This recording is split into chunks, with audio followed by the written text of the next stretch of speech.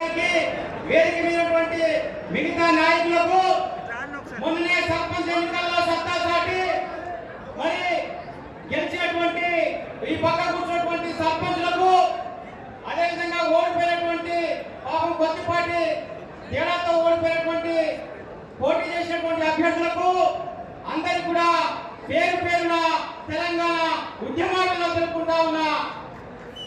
ఇలా కాంగ్రెస్ పార్టీ అధికారంలో ఉన్నా కూడా ఈ రాష్ట్రంలో ఉన్నటువంటి 12,000 పైచిలకు సర్పంచ్ స్థానాలలో దాదాపు 4,000 పైచిలకు సర్పంచ్ స్థానాలను కైవసం చేసుకొని ఇలా ఈ రాష్ట్రంలో బలమైనటువంటి ప్రతిపక్షంగా ఇలా కేసీఆర్ గారి నాయకత్వంలో టీఆర్ఎస్ పార్టీ మరి తిరుగులేని శక్తిగా ఎదుగుతున్నటువంటి దానికి నిదర్శనమే ఇలా 4,000 పైచిలకు సర్పంచులు గెలవడం విషయాన్ని గుర్తుపెట్టుకోవాలన్నారా.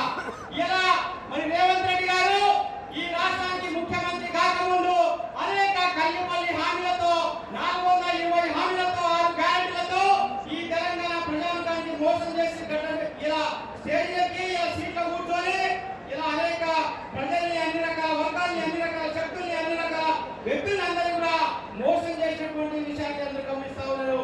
ఇలా కారు గుర్తు లేకున్నా కూడా ఇలా మరి కత్తెర గుర్తు ఉంగరం గుర్తు పార్టీ గుర్తు లేకున్నా కూడా 4,000 పైసలు సర్పంచ్ గెలిచామంటే రేపు కారు గుర్తు ఎంపీటీసీ ఎన్నికల్లో జెడ్పీటీసీ ఎన్నికల్లో కారు గుర్తును చూస్తే మనందరికీ కూడా పూరకం వస్తుంది. కారు గుర్తు ఇలా ప్రజల యొక్క గుండెలో ఉన్నది.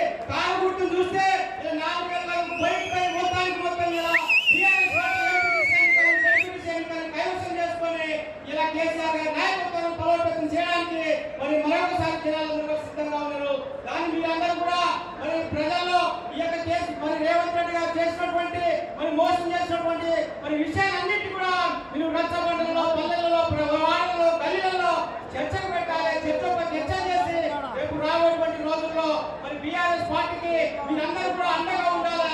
మీరందరూ కూడా మరి ఆదరణ చూపి ప్రేమ చూపి కేసీఆర్ గారి నాయకత్వాన్ని బలోపేతం చేయాల్సిందిగా మీకు అందరికీ విజ్ఞప్తి చేస్తా ఉన్నా.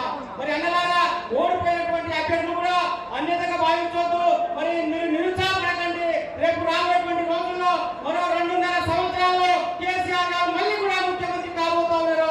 వారి నాయకత్వంలో మీకందరికీ కూడా పార్టీ మంచి అవకాశాలు మంచి భవిష్యత్తు కూడా ఇలా పార్టీ చూసుకుంటుంది. ఎవరిని కూడా దూరం పెట్టదు.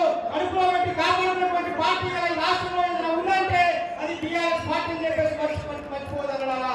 కాబట్టి ఎవరు కూడా మరి నిరుత్సాహపడకుండా మీరు వెనకకి పోకుండా వెనుకలు వేయకుండా ఇలా మరింత రెట్టింపు పనిచేస్తే కనుక రాబోయేటువంటి రోజుల్లో మీకు అందరికీ కూడా సముచిత స్థానం కల్పించేటువంటి బాధ్యత జిల్లా పార్టీ అధ్యక్షుల స్థానంలో మరి వాళ్ళు తీసుకుంటారని చెప్పేసి మీకు మనవి చేస్తూ ఈ అవకాశం ఇచ్చినటువంటి నిర్వాహకులు మరోసారి ధన్యవాదాలు.